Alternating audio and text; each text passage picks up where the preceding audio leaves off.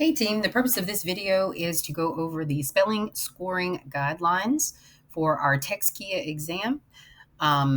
If we look at our exam on the CLI Engage website, we would go to, this would be our class.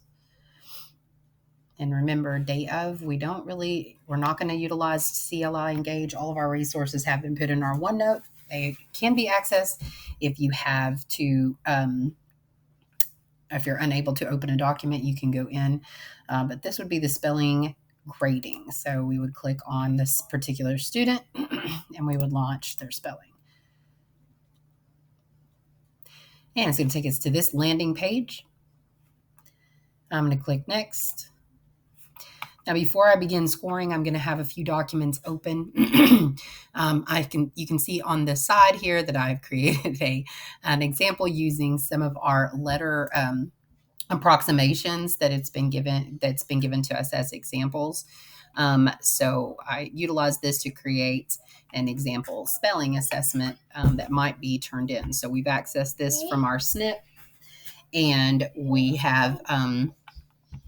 we are ready to score. We've accessed this from our SNP, we've saved it to our computer, and we've moved it over to our SharePoint. So now we're able to score. So I have this up just so I can take a look and compare the letters. And I also have my scoring guidelines for the TX KEA spelling subtest. These are in our OneNote, but they are also available again here on that landing page that we just came from. All right, so I'm going to take a look at this student's spelling. I'm going to look at the number 1, hat. And I'm going to generate some points for this student based on their submission of their work sample. All right, so I look at the first letter. The first letter of the word is recognizable with an H or reversal. So we do see that the H is reversed. See if I can do my pointer here. So I do see that the H is reversed.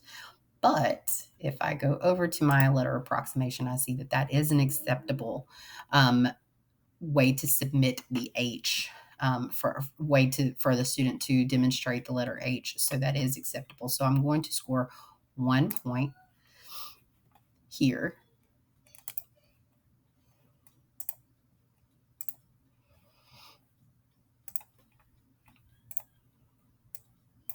All right. Then I'm going to take a look at the second letter. The second letter of the word is recognizable as an A. That is clearly an A. So I would score another point. The third letter of the word is recognizable T or reversal. This is clearly a T.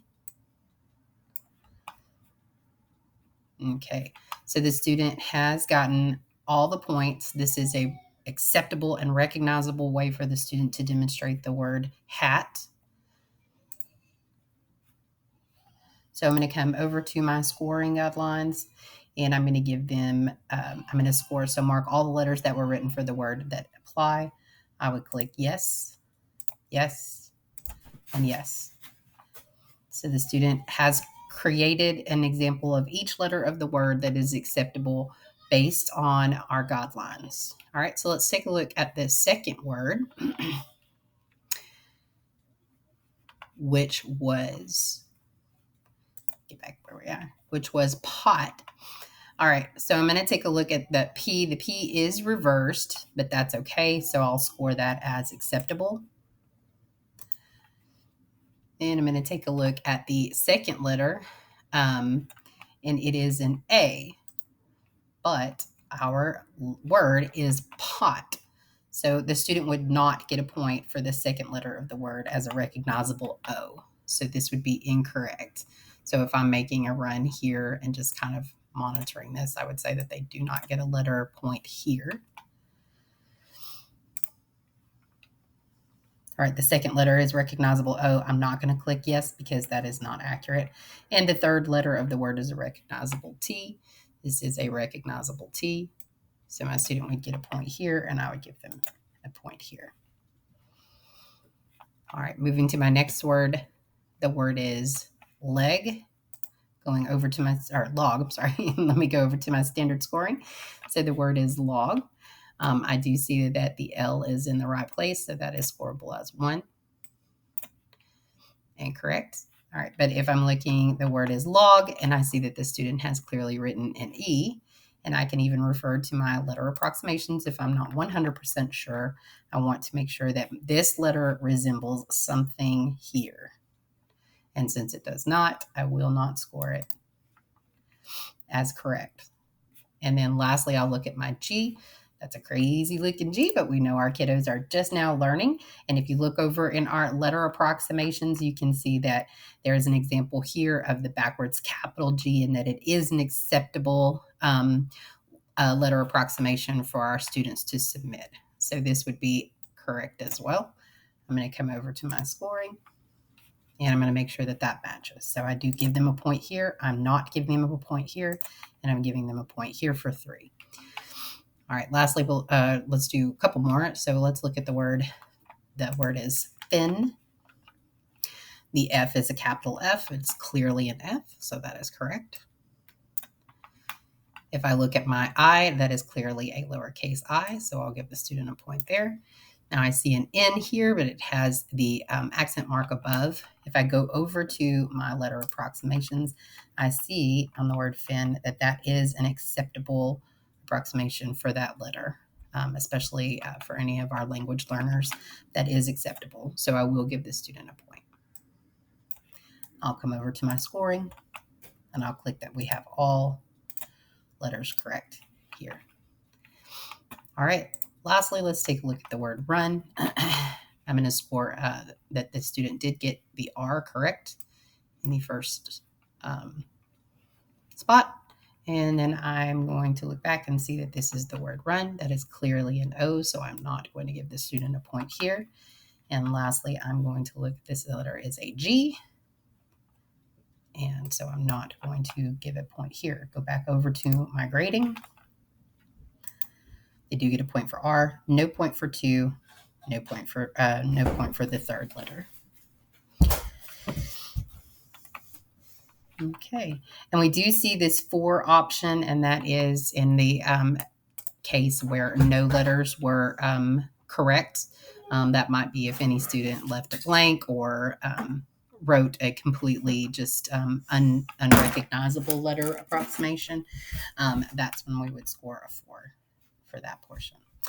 So, all right, in this example, the student did submit some recognizable. All right, and so when we're done, we're going to hit next. Oh, no.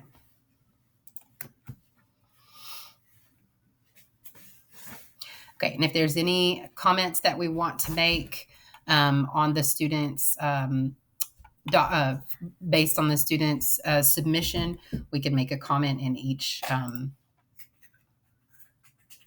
We can make any comments that we need to. We'll just have to go on a case-by-case basis of what that looks like. Any comments that we want to submit. All right, and we can see that the final score for this student is 11. We'll go ahead and submit done. Okay, and then you can move on to scoring your next student. Your next student should populate here as well.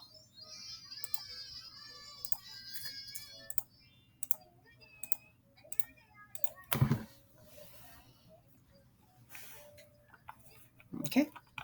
And so that is what it's going to look like in our scoring of our spelling portion for our students. So I made these marks here. That just helped me a little bit digitally, just showing you guys. You can use just the scoring guidelines. Make sure that you have those documents available so that you can refer back, to guide us in the determination of the letter approximation for the students. And then just be sure to get those scored. If we have any questions, we'll work together. Anything that's just that you're unsure of, just be sure to reach out and we can troubleshoot together. This has some additional information on this scoring list. Please review this because it goes into a little bit more detail. If there are missing letters, you do not score. But like we did in our practice here, we saw that there were missing letters will not be scored. Incorrect letters, the student does not get a point. But this just goes in a little bit more detail for just some one-off situations. So please be sure to take a look at the entire document when we're scoring so that we make sure that we're giving the most accurate information. Thank you guys.